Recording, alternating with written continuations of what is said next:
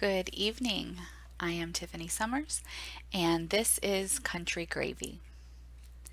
I apologize for waiting so long between posts. Sometimes life happens, and there are certainly more important things than recording yourself and putting it out in the world for practically no one to listen to. So here we are on what will be, I guess, post number 3 of Country Gravy.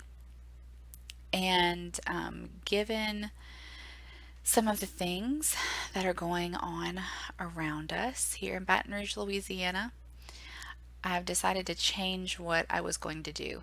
Um, my intent was to do a few tutorials and recommendations for websites that you can go to just be politically aware what's going on around you. And certainly where you can look up things when there are elections coming up. And I do intend to do that, but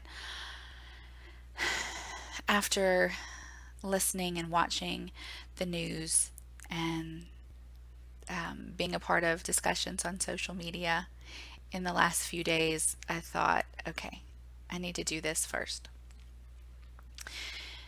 So I debated how much of my own personal beliefs I would share or how much that would impact what I discuss. And I've changed my mind. I think I'm going to have to tell you up front what my beliefs and values, um, what those are, and my personal experiences that inform those decisions. It may already be quite apparent to some people who follow me on social media or people who have known me for a while. Um, you may also have preconceived notions given past behavior what my current behavior is. Have you ever heard that expression, the best predictor of future behavior is past behavior? Right. All my psychology majors, you've definitely heard that. Well, I may not be the person I used to. So, I'll say this. When I first registered to vote, I registered as an independent.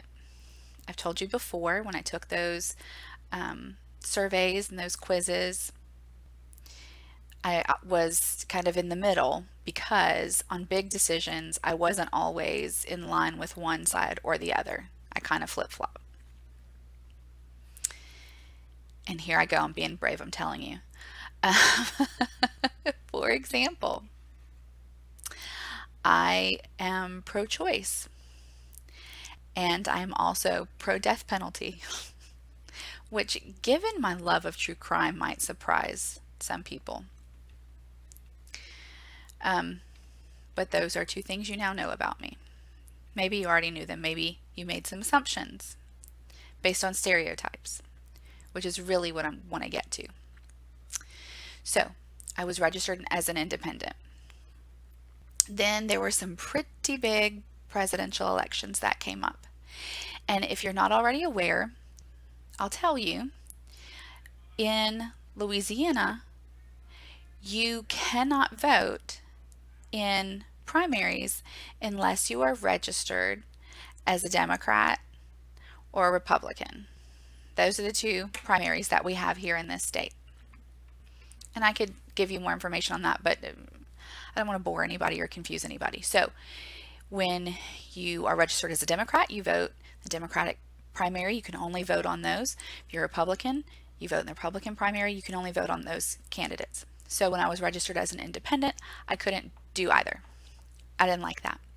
The first time I wanted to vote for a particular candidate, and so I switched my party affiliation and I registered as a Democrat. The second time I switched my affiliation, I registered, I changed my affiliation to a Republican because I wanted to vote against somebody else. So I've mentioned Brian Haldane before, and he's made this comment, like, I wonder if there are people that do that. I don't know. Take it however you will. So, yes. So currently, I am a registered Republican.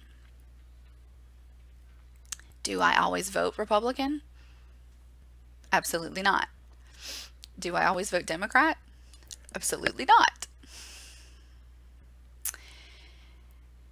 So, here's what I really want to get to.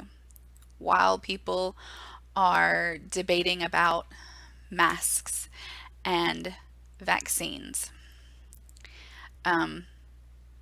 we still haven't gotten beyond the Trumpsters and the anti-Trumpsters and all of that. These stereotypes that we have for people who fall in these categories, and not just political categories, but stereotypes, whether it be about race and ethnicity, or religion, or gender, or sexual orientation, all of these things, they're so divisive, and they can be dangerous. They can cloud your mind to the point that you are missing opportunities to get to know some really amazing people.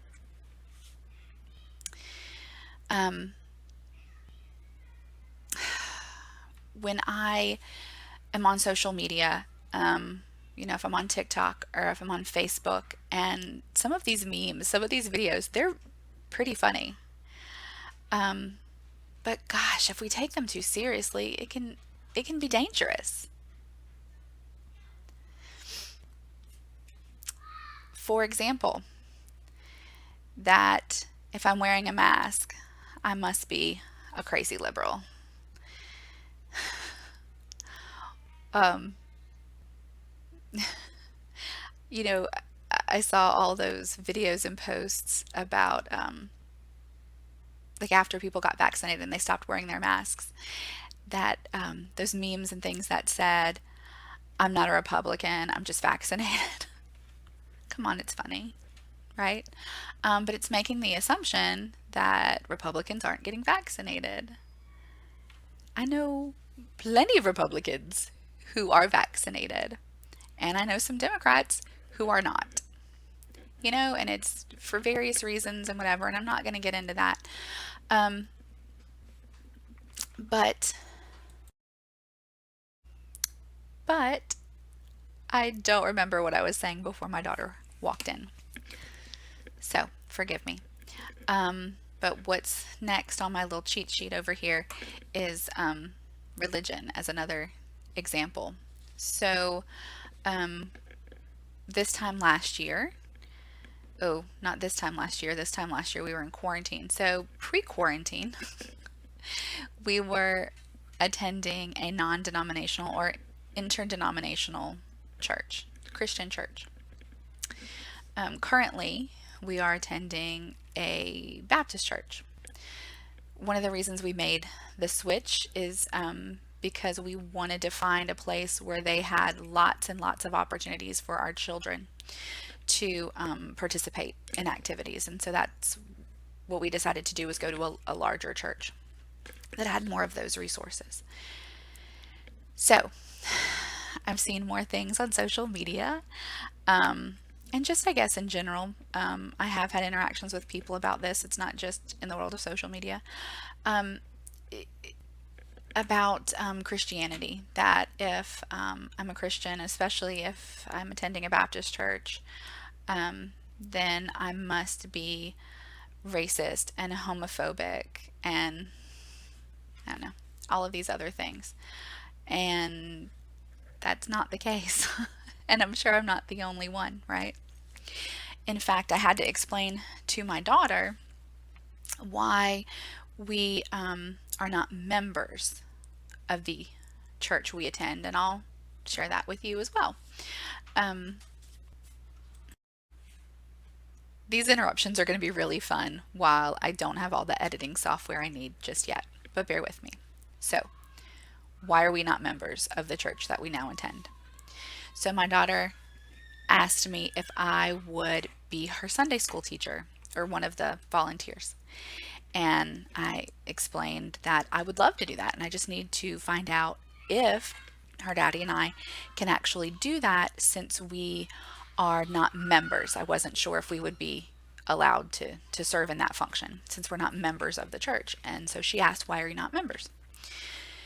So when you become a member of the church, you have to sign a paper that says you believe everything that the church believes. Well, I don't believe everything that the church believes because one of the things the church believes is the idea that homosexuality is a sin and marriage is meant to be between a man and a woman. I don't believe that. And I could get into all of that, and I won't, just enough to tell you I don't believe that. So my daughter and I had a conversation about all of that in great detail, age appropriate detail, okay? And we had a conversation about it again recently because she had to do some homework where she had to list some of the values and beliefs of our family.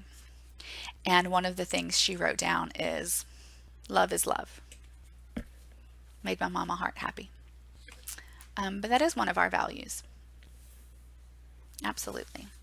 So when people make stereotypes, that all Christians, all churches are homophobic and racist, and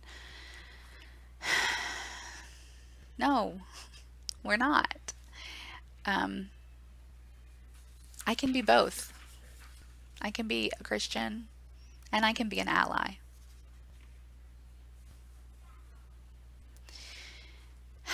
I guess the same thing goes when you're talking about politics, the same thing when you're talking about race and ethnicity.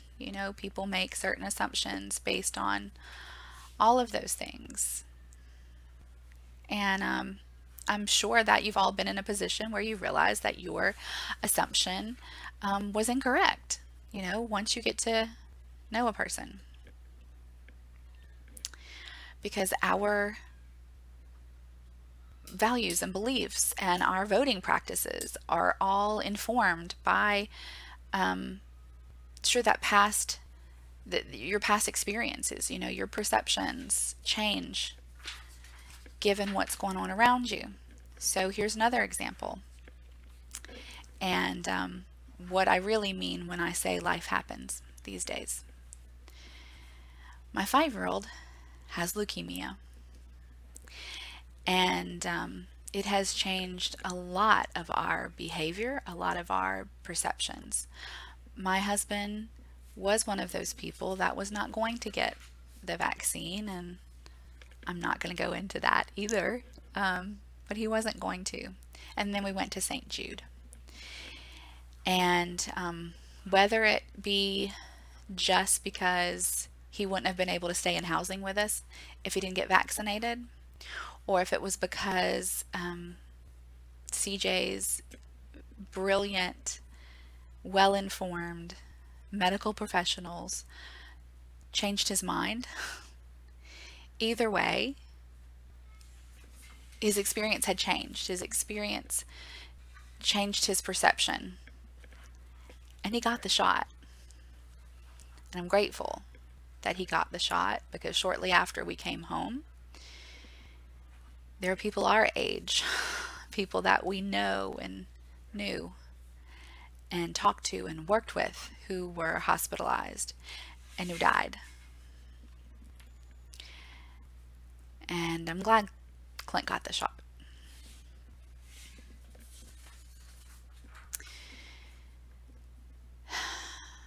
When you have a family member who is sick, when you have a child with special needs, it's going to change the issues that you pay attention to. It'll inform the committee meetings on LaLedge that you watch.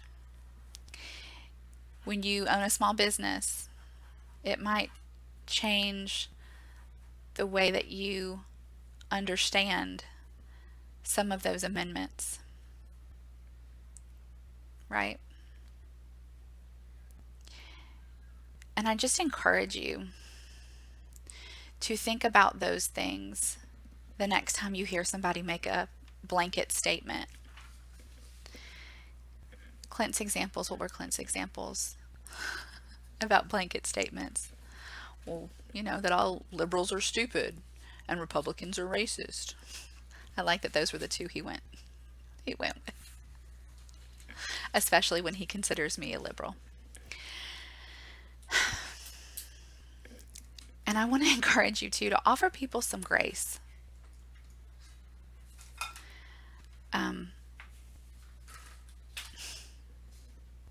Just because you read something doesn't mean you have to respond.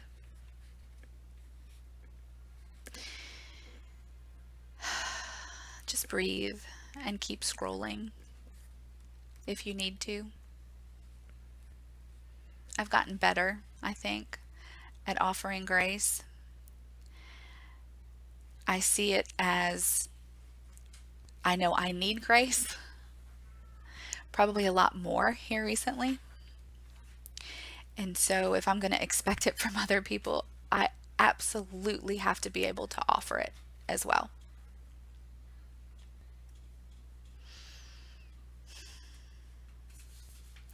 Can we just be kind to each other? Yeah. So that's it for this time. I wanted to get that off my chest. And I guess some of those personal stances needed to be said so I don't have to be so vague in the future.